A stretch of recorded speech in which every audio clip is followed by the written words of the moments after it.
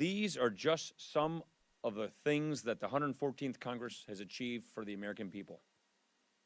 The first real entitlement reform in nearly 2 decades. The first long-term highway bill in more than a decade. The biggest rewrite of our education laws in 15 years. The first permanent ban on taxing access to the internet. A law to better judge policy-based evidence instead of just inputs, something I worked on.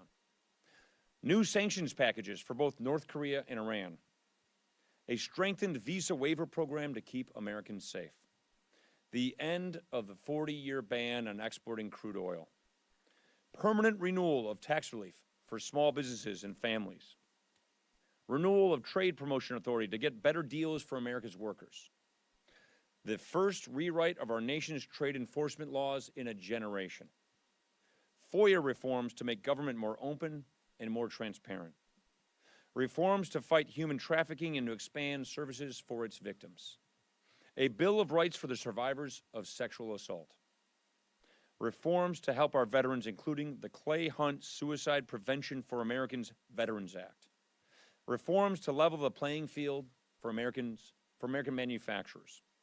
A law to prevent a taxpayer bailout of Puerto Rico and allow the island to retake control of its future. Resources to tackle the Zika virus.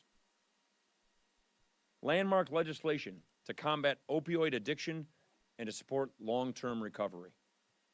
Landmark legislation to accelerate the development of cures of rare diseases, as well as the most significant mental health reform in more than a decade. And when our defense bill becomes law, as it's about to, our troops will see their biggest pay raise in 6 years. My predecessor, John Boehner, was a big part of that work, of course.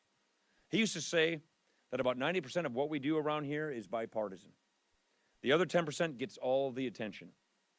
Bipartisanship is not rare, it is just rarely noted. On that note, I'd be happy to take your questions.